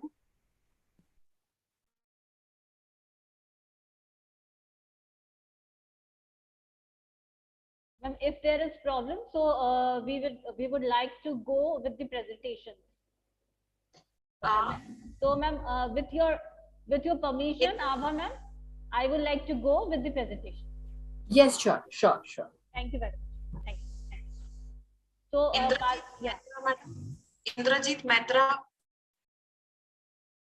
is not there. Indrajit sir could not Yes, join I today. mean, on behalf of Indrajit, I would seek apologies to the entire forum for some very important personal reason. He had to stay abstained, He is my co-founder at Expressions Learning Resource Private Limited.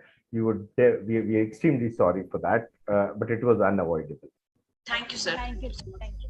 So moving to our esteemed guest speakers, I would like to invite Professor Nada Rotpik from Dalmia country, Croatia, Faculty of Economics, Business and Tourism split. Nada ma'am, over to you. Happy to see you here, ma'am. Thank you. Greetings from Croatia. Good morning. First, I want to thanks to Dr. Supriya, to you, Dr. Parul, and to Viti Gossip for this great event, for this great summit, and really honored and grateful to be here. Also, I want to say I'm very proud on my Christina, on her words, and on all speakers before me. Now I would share my presentation. I'm disabled. Please, can I get permission? Yes, yes. I would like to request the technical team, please make Nada NADA. Please make Nada co-host. Sun.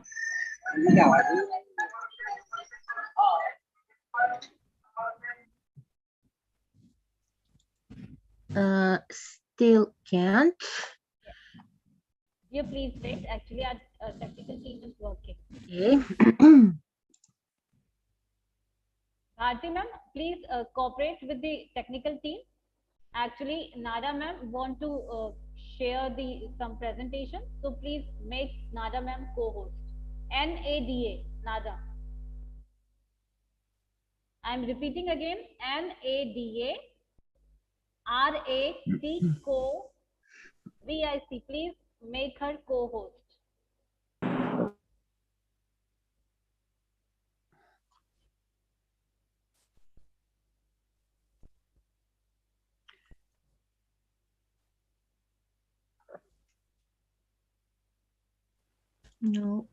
No, I still can't. Yeah. Just hold on, ma'am. Just Nada, please hold on. You can start with the speech. Meanwhile, Okay. Okay. No, here. No, you is the co-host. Yeah. Okay, thank you. Yes, now I can. Please accept my sincere apology for this. No, nothing. No, apologize. It is normal. Nothing. Is my presentation visible? Yes. Okay, but I will go to the begin. So once again, greetings from Croatia. After all speeches before me, I want to say something about no poverty and the case study in my country. I'm coming from the Faculty of Economics and Tourism, and also I'm a professor in high school, vocational school. So we all here are today, and our aim is to end poverty in all its forms everywhere. And we know that the big impact of COVID is here on the poverty, and not only the impact of COVID, the war now in Ukraine, but not only the war in Ukraine, there are many wars in other countries. If not by weapon, it's by I can say wars on another ways, like gender equality and others. Here are some words when we talk about the poverty, and we use some digital tools and want to express what is poverty and inequality, and all this 17 SDG goals are in correlation with each other, and I can say also with no poverty. I don't want to talk about the numbers because the speakers before said, oh, I want to show this map and we see the poverty rate by country in 2022. And we see the color, which is still here. And we know the number is enormous. In Croatia, many people lives in poverty. I can say when you read newspapers, when you listen that you can hear that almost 700 people in Croatia lives at the edge of existence. We are a very small country. Now we have before 10 years before we had 4 million people. Now we have 200 people, thousands less than before. And that is not good for our country, and our youth are going abroad and finding for the better lives. According to the number of our statistics, our Central Bureau of Statistics and Eurostatistics, you can see that we have 18% from risk of poverty of the last year. And what it means that they don't have the basic necessities for the life, and really the wage. When somebody asks us and said, in Croatia, you have great conditions to live. Yes, you have great conditions to live. If you have not one job, you need 2 jobs and more jobs to live good. So many solutions, and how we measure the poverty in our country. We have, I can say, 2 methods, income method and spending method. And by Geostat and by many other digital tools, we measure the poverty in our country. You can see here in the colors, but we don't have a lot of time, so maybe once we can explain more about this. But I want to introduce to all distinguished speakers and eminent speakers about my country. What about the child? We are talking about education, risk of child poverty also in Croatia. More than we see how many girls and boys are living in poverty, 70%. And in Croatia, we have a lot of children in risks who don't have conditions for education, still have a lot of child. And if we mention Europe, in Europe also many countries are facing this problem. So this is really a global problem, and how to we hear and our voice and our actions and our we like professors, we are educating our students about this to make actions. So I want to show we have a first, like economy, we must need to make a SWOT analysis for each country and said what are the forces, what are the weaknesses, what are the occasions, and what are the threats. Then the state government, local governments, then they can make actions, and we are here to help them. And only then when we have that, and when we educate the people, we can make some transformation. That transformation are necessary. I want to show few examples what I do with my students and how I am acting and how we are acting. You see, we have families in Africa.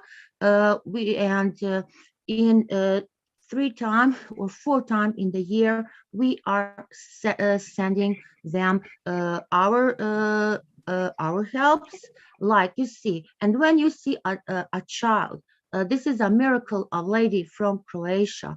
You see how he's saying Hwala, which means thank you. That is something that make you happy, that make your students happy, and they are thanking us for the sweeties. Many voluntary actions for the holidays and in every moment, and we have the conditions for that. Our students, our cookers are making that for the families, you see, and these are our products. We are helping old people. We are helping students with special needs, not only for the holiday, in every moment when we see that they don't have. And what it means for us educators, what are the learning outcomes? You see, the learning outcomes of our students are to recognize the potential importance of educational process, to motivate them, but I can say my students are really high motivated. In every moment we are, I only mentioned they are coming with their ideas because they are educated to help. And if you are a person, if you have like a professor that in yourself, and I'm sure that your student will act like you. So that are the needs, not only for us schools, for the communities, and many that ideas for volunteering. And from primary school, secondary schools to the university, we need to continue with education. So on ourselves, we can do a little, but together we can achieve together everything. And thank you very much for this big opportunity, and that I can say a few words about the poverty in my country. Thank you for attention. Thank you so much, dear Nada ma'am. You have very well explained how the things can be moved and how poverty can be reduced. And I always see you are very active on all these platforms, and you always contribute to make this world a better place to live. Moving ahead to our next speaker, HE Dr. Rosalind Wills from Lubbock, Texas, United States, United Graduate College and Seminary. Rosalind, sir, please. Parul ma'am, actually, she is facing some technical issues related to the internet. Yeah. So please proceed with the next. Okay. Thank you so much, ma'am. So moving to our next speaker, Sean Sexton, sir, President at None Lost Movement Ministry, founder and CEO of Rama Empowerment Center. I request Sean Sexton, sir, to please come and shower his speech. Dear Sean, sorry to interrupt you, Parul ma'am, but Sean is a lady. Yeah. Okay. So Sean, are you there? Okay. Yes. Sean, are you there? Actually, these are speakers from the USA, and USA there is a midnight. So maybe she will join us on a gold fight. So I think Sean is not here. Please proceed for the next. Okay. So our next speaker for today is Florina from Lesotho English Medium School. Are you there? Florina, yes. Florina, are you there? Hello. Yeah.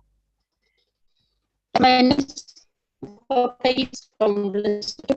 It's really nice to see you, dear. It's really nice to see you. It's my second time. I really enjoy, I appreciate. Thank you, Dr. Sudhir, and thank you. Sorry to interrupt you, ma'am. There is some technical error. Voice is breaking, ma'am. Okay, maybe I close the video. Okay. Is it clear now? Yes, it is clear. Is it clear? It bit clear. Okay, I said quick. All right. Greetings from Lesotho. Will there be a time that people in the world will stop complaining of poverty or being poor. Biblically, it is true, but in the view of the world, it is not true. Many are dying of hunger, hence our topic today, no poverty. Lesotho being one of the developing countries, poverty is on its increase, with unemployment rate to its peak among most of the workable class, hence the need for survival, which pushes people into illegal ways of yielding to quick means for making a living, not exercising their full rights. Due to poverty, hunger affects people from all walks of life, including those who you might not suspect. People who experience food insecurity are often forced to make difficult choices. Families are often forced to cut down on their food intake in order to afford other necessities. Parents choose between skipping meals and feeding their children. Families that have to make this kind of trade-offs, whether through simple eating less or eating less healthy food, which might result in malnutrition. Poverty remains widespread, with nearly half of the population live in poverty and 75% of the population either poor or vulnerable to poverty. According to joint report by World Bank and the Lesotho Bureau of Statistics released this year, a profile of Lesotho shows that poverty levels are highest among people living in rural areas. Female-headed households, the less educated, the unemployed, large families, and children. We see most of people migrating from rural areas to urban areas as a result of poverty to look for jobs, causing congestion in urban areas. As a teacher, I have observed that poverty has bad impact on children's education. Children who have lived in persistent poverty during their first 7 years have cognitive development score of average 20% below those of children who have never experienced poverty. If the children from most deprived families begin school on a par with the gifted children, facing least deprivation, but their performance fall away by the age of 16. We know COVID-19 is a global health emergency, but the pandemic has also caused the large disruption of schooling in history, where hundreds of millions of children, especially the poorest, stand to lose the learning opportunity that can transform their lives. People living in poverty are more likely to live in disadvantaged neighborhoods and in overcrowded or unsuitable housing, whereby you find extended family living in a single room with no form of privacy. It has a bad influence on children's education and growth. Children, in trying to run away from this situation, they end up marrying at lower age that results in complications or loss of life when giving birth.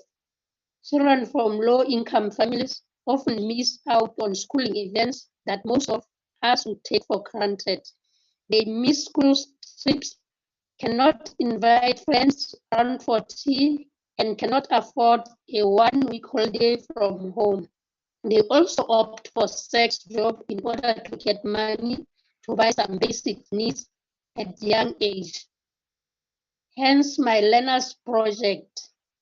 The project, which is collaboration based with the community, is in line with the Lesotho vision for the year 2020, is an ongoing project to eradicate poverty as per learners' curriculum on effects of rapid population growth, both socially and economically. Learners, through curiosity, wanted to know why there were so many people living in poverty. They questioned themselves as to whether this was due to the rapid population growth or just that citizens were lazy to tap their rich resources. In getting the answer, they were assigned in groups with different tasks to find out the real cause from the community, parents. Interviews were conducted with the community nearby on how to make the vision reality. Students are also spreading the word about poverty via classroom presentation. They distributed flyers to sensitize the community on poverty. They have a central location set up where students feel free to drop off their donation during lunch period and before and after school to address poverty in community. They collected the waste material to make items for selling as means of fundraising to eradicate poverty. Learners cultivated the vegetables to address the poverty in the community. They also prepared meals for the unprivileged children. And they present their findings to the minister. I don't know if this will play, or there's no sound. Thank you very much. This is the end of my presentation. Thank you for the opportunity. That was very nice. We have heard that how Lesotho is bringing change into the society. It is commendable to see that how Lesotho is taking part in eradicating the poverty, and it was commendable, ma'am. Thank you so much for being here. Moving ahead to the next speaker. Ma'am, are you seeing? Thank you. Thank you so much, ma'am. Thank you. Moving ahead to the next speaker, Mr. Tarun Tiwari, sir. Yes, ma'am. Yeah. Parul ma'am, actually, I would like to welcome Professor Ravindra Rana, sir. Sir, thank you very much for joining the session, sir, from the land of South Africa. Thank you, sir. Thank you very much. And actually, sir, I would like thank to you very say, much, everybody, and thank you very much. Nice to see you, Supriya, after a long time. yes, sir, after a very long time. Sir, do this gesture, sir. I want to capture you, sir. Yes. Thank you, sir. Thank you very much, sir. Thank you very much, sir. Dr. Parul, please Yes, go ma'am. ahead. Please. Thank you so much, ma'am. Thank you. Welcome, sir. I request now Mr. Tarun Tiwari, sir, from Chhindwara, Madhya Pradesh, Jai Ho Foundation, India, to please come and proceed with the session. Yes, thank you so much, Parulji. Namaste and greetings to everyone. Am I audible? Yes, sir, very clearly. Thank you. Thank you, madam. First of all, before I start, I want to tell one thing, because most of the educational leaders are here. Teaching is the one profession that can create all other profession. I believe in this. And we are here to discuss about SDG 1. Especially, I want to tell all the guests, excellencies, all the viewers, supporters of this great initiative by Witty Association. Thank you for giving me this opportunity to speak as a speaker on this summit. We are here to discuss about the solution for SDG 1, no poverty. The United Nations Social Policy and Development Division identifies that inequalities in income distribution and access to productive resources, basic social services and opportunity, and many more as a cause for poverty. Group like women, religious minority, and racial minority are the most vulnerable. We need to spread more awareness. We can get rid of poverty,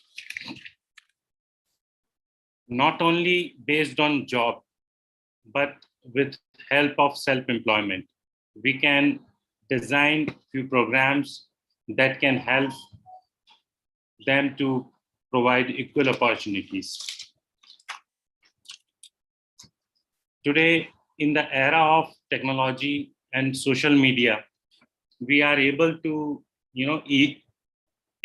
easily reach the necessary information and the facilities to every corner of the world. Today, to free more than half of the world's population from poverty, only government efforts are not enough to make them aware and increase their capacity. We have to go ahead and reach them and help them in every possible way to come out of it, which can be done in many ways, as many leaders are here. We cannot give them formal education because it will take time, but they can use technology even without the education to make life simple and easy. These information and facility can be passed on to them. It's not very much hard to implement. I'm not alone, but together we can make it possible. My humble request to all the dignitaries involved in this summit, consider this. And thank you so much. I want to complete my speech with one last sentence of my guru. Change in your thoughts and you change your world. Human experience is 100% self-created, so we can change it. We can create a positive impact. And before I end this, I want to tell you that there are many celebrities, Hollywood and Bollywood, and many billionaires in the world. They are ragged to rich. I can share the link. You can read about the leaders like Ronaldo and Oprah Winfrey and many more. So there is a will, there is a way. So be positive, friends. Thank you so much, especially Supriya Madam and all the dignitaries, guest of honor. Thank you so much. Namaste. Thank you so much, sir. Namaste. And it was very nice to hear you, your words, your thoughts. And yes, our thoughts can change the way we look into the things. Thank you so much for your words. Moving ahead to our next speaker for the session, our Princess Ambassador Maka Akambe from Natal, South Africa. I request ma'am to please come and share your words. Namaskar and royal greetings to all my respected members and leaders. I'm HRH Princess Vijayanti Maka Akambe from South Africa, mother of cultures.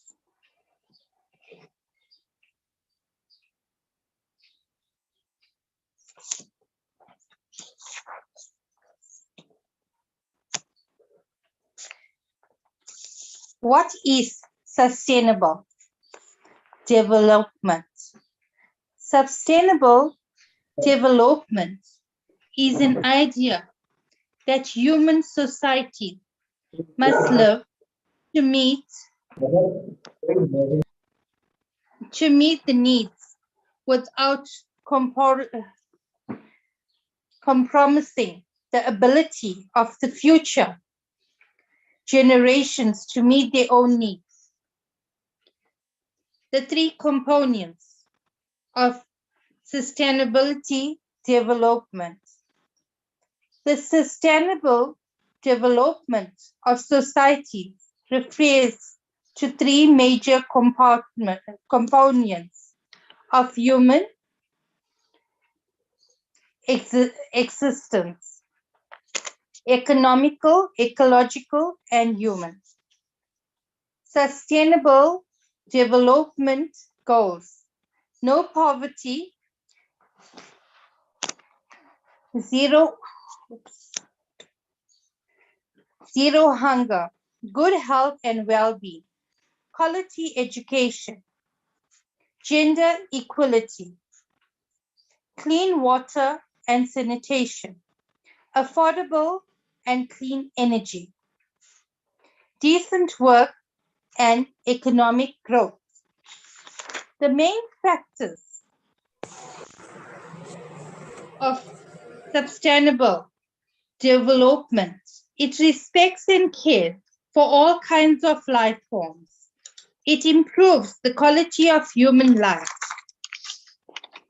It minimizes the depletion of the natural resources. It enables the communities to care for their own environment. How does resilience relate to sustainability? Resilience is a capacity of the system, be it an individual, a forest, a city, or an economic, to deal with the change of and continue to deliver. Sustainability is an ability to meet the present. How is resilience different from sustainability? Sustainability practice is reducing or eliminating the environment impact of improving the quality of life of communities. Resilience practice is a designing thing to endure physical, social, and economical shocks and stresses. From my personal opinion, if we don't sustain our community, no one will. We have the impacts to the teaching and training to educate every individual. I would like to take the opportunity to thank Witty Gossip Associations and all respected leaders for giving me this opportunity. It's my great honor. Thank you. Thank you so much, ma'am. It was indeed our great honor that you are here with us today. And definitely the point which you have shared, that being resilient is one of the most important thing, being an individual, and the resilience can be indulged and should be imbibed to all the people of the world so that we can do something for our society. Thank you so much, ma'am. Moving ahead to our next speaker, Dr. Amigya Paul from Savannah, Republic of Mauritius, Association for La Protection des Handicaps. Dr. Amigya Paul, are you there with us? Dr. Amigya Paul, are you there with us? No, ma'am, she is not with us. Actually, she is also having the technical glitches now. Okay. Thank you so much, ma'am. So we'll move to our next speaker for today, Dr. Sudhir Singh. Dr. Sudhir Singh, are you there with us? Dr. Sudhir Singh from Kaushambi, Uttar Pradesh, India, are you there with us? No, ma'am. Actually, Sudhir sir is not in a participant list, ma'am. He's in guest speakers list, ma'am, in the agenda. No, ma'am. Actually, in a Zoom meeting, she is not here. Okay. Yes. So is there anyone else who would like to speak? No, ma'am. I think we would like to invite Professor Ravindra Rana, sir, for concluding the session. Well, colleagues and Dr. Supriya, Dr. Parul, and everybody from Witty Gossip and across the globe, happy to see you all. It's indeed a proud privilege for me to be part of the Witty Gossip always. I was also part of your SDGs last year, and you really conducted for about 17 days rigorously, bringing all the speakers from across the globe. And we are discussing about the pertinent issues, SDGs, Sustainable Development Goals, whether we could able to achieve or whether we could able to bring the awareness to achieve these goals. That is an important aspect one has to look at. We all probably, technocrats are there, and industry leaders are there, planners are there, educators are there, professors are there. So we all should think about whether we could able to achieve these 17 goals in the coming 8 to 9 years period, whether it is achievable or not achievable. So the poverty is one of the important aspects, ladies and gentlemen. We have to think about the poverty. Poverty alone is worse than any other crime in this world, ladies and gentlemen. We have lots of crimes, but poverty is the biggest crime actually. But that is unfortunately the crime that is being created by a fellow human being, probably some of the politicians or some of the mall management and so on. If you look at the statistics of today, we got about 7.9 billion people living on this planet. Out of this 7.9 billion people, how many people are living below poverty line? That one has to ask the question. So we have people, probably more than 3.2 billion people living below poverty line. That is a big shame of all the global leaders who are claiming themselves they are the richest countries in the world, but we need to work together. In order to eradicate this poverty, how much money we need? We need just more than $100 billion, ladies and gentlemen. We don't need $100 trillion, which we are not even earning, all of us together, including America, China, and maybe Germany and Japan and so on. So the richest people in this world, because of the interest of time, I would like to conclude and touch upon the key element here. The richest people, like we have Elon Musk, who was born and brought up in South Africa, and he's the richest man with about $205 billion actually, his assets alone. And we have other list goes on. We have the second richest man is little less than 200 billion is Jeff Bezos, Amazon CEO and former CEO, of course. And we have the Bill Gates and we have Warren Buffett, and we also got it from India. We have our Adanis and Ambanis and so on. So all these people, if they could able to contribute at least 10% of their wealth, we don't need 50% or 100% of their wealth. We just need less than 10% of their wealth. All these 10 richest people, if they could contribute 10% of their wealth, we can eradicate the poverty. So with this few words from my side, I would like to thank the conference organizers, Dr. Supriya and Dr. Parul and everybody here. Thank you one and all. It can be doable actually. We all have the capacity to eliminate and remove this poverty from this world. 320 billion people, 3.2 billion people, we can easily feed them. We can easily provide the shelter, education, health, and some common facilities actually, basic facilities. So we have to work together, and with the help of the governments, private sector, NGOs, and so on, so that we can definitely address this problem. Thank you, Dr. Supriya. Thank you, Ananda.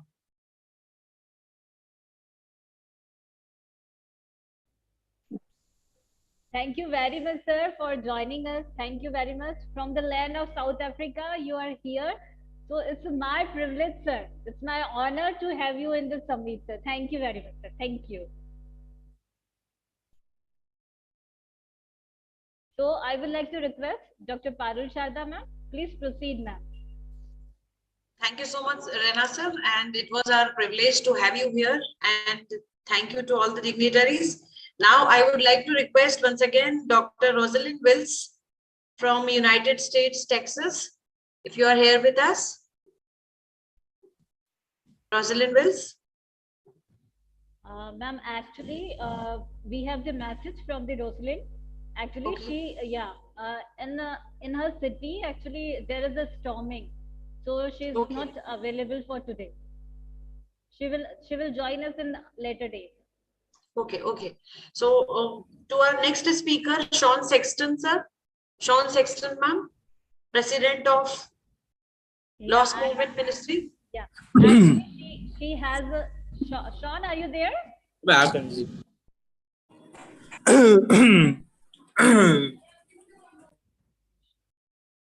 Sean, are you there? No. Actually, ma'am, Sean, I think she is in assembly because maybe there is some problem with that. Okay. Yeah. Do we have Dr. Amigya Paul with us? Dr. Amigya Paul?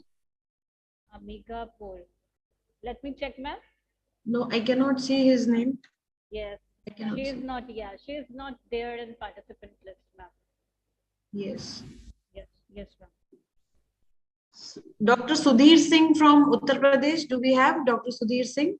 No, ma'am. No, no. No, we are not having. So I think, ma'am, there is a time to conclude the first day, the inauguration ceremony. Yes, ma'am. So yes, ma'am. So I would like to request Dr. Parul Sharda, ma'am, the head of the department of Indore Management Institute and Research Center, for giving the vote of thanks speech, ma'am, vote of thanks address.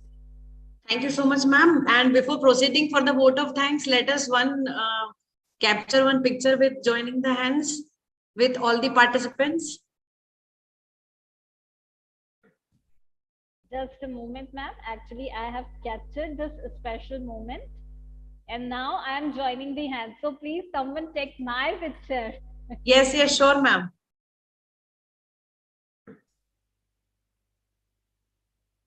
Amazing, amazing.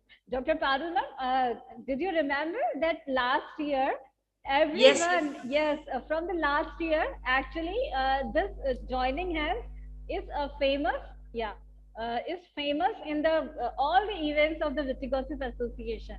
And especially, yeah, especially all our foreign guest speakers who join us around the world actually enjoy this moment. Actually, the word namaste means my heart is connected to your heart. Yes, yes, I So completely agree. All our hearts are connected together, and we all are working here. We all are here because we all want harmony in the world. That is why we have joined here in the Global Peace and Sustainable Development Summit. So I am privileged to take this opportunity, being the national convener, being representing India. And I thank Dr. Supriya Madam, Witty Gossip Association, all the respected participants, all the laureates and knowledge associates, starting from Udaykant Jha sir, Sauji sir, and Professor Sanjeev Kumar Sharma sir, Professor Dr. Sunil K. Somani sir from Oriental University, Ajit Upadhyay sir, Dr. Ajit Upadhyay, Director, Prestige Institute of Management, Mr. Hiralal Kaushal sir, District Education Officer from Devas, Mrs. Ankita Gupta ma'am, Honorable Director, IMI Group of Institutions, Mrs. Nikita Pandey ma'am, CEO, IMI Group of Institutions, Mrs. Sumant sir, CEO and co-founder, Express India, Express English, Indrajit Maitra sir from co-founder and director from Express English, Mrs. Abha Modhe ma'am, Director Academics and Research, Mr. Anand Nagar sir from Principal Government Higher Secondary School, Kamlapur Devas, all our eminent speakers, Nada ma'am, Rosalind Will sir, Sean Sexton sir, madam,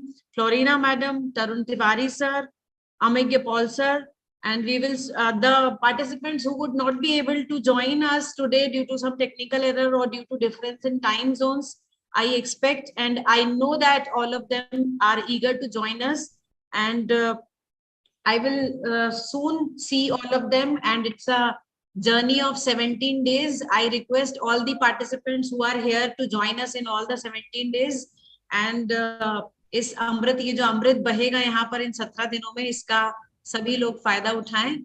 And thank you so much from Witty Gossip Association and from Indore Management. Yeah, let's take a deep dive in the ocean of knowledge. So thank you very much, my dear friend Christiana, for joining us from the land of Croatia. Thank you very much again, Professor Ravindra Rana sir, because actually you like-minded people, you are a very intellectual people, and just because of you, we have created this a bigger platform, Witty Gossip Association. So thank you all of you. The great mind discuss ideas always. Actually, this is the tagline of Witty Gossip Association. So I believe that the great mind discuss ideas, and we did it today. And we will discussing the all sustainable development goals in this 17 days journey. Thank you very much. Thank you, Dr. Parul Sharda ma'am. I would like to thank Express English team, the whole team of Express English, and the whole team of Oriental University, the whole team of Indore Management Institute and the research team. Just because of you, the inauguration ceremony is succeed just because all of your support. Here, I would like to thank our global convener, the team member, Shilpi Mishra ma'am. Actually, she is not here. She is taking the classes, her classes in the Oriental University. But actually, she is the backbone of the Global Peace and Sustainable Development Summit. And I would like to also thank Dr. Gunjan Shukla. She has recently joined us in this summit. I would like to also thank Rupa Mukherjee sir from the West Bengal. Actually, he is a very enthusiastic person. And whenever any activity related to the Witty Gossip Association, he put his all efforts with so much enthusiasm. And I would like to also thank Pawan Anchara sir from the Jaipur, Rajasthan. Actually, he is the co-founder of the Witty Gossip Association, one of the co-founder of Witty Gossip Association. And actually, without any consideration, without any thought, he believes to help the people. Actually, he runs blood donation camp from the 17 years. So actually, he is a great. I want to say he is a great person in this earth to help the people, to help the needy people. I must say to help the needy people. So actually, this is all about the team of our global conveners around the world who joined us. And actually, I can see the name of Dr. Prabhakar. Dr. Prabhakar, are you there from the Bolo University? No, I think he left because he has to take the classes also. So the Prabhakar sir is also a global convener from the top engineers, the Institute of Chennai, the top engineers. Actually, in this group of top engineers, all the engineers from the IIT and from the other reputed institutes from all over the world. So this is the platform from the top engineers.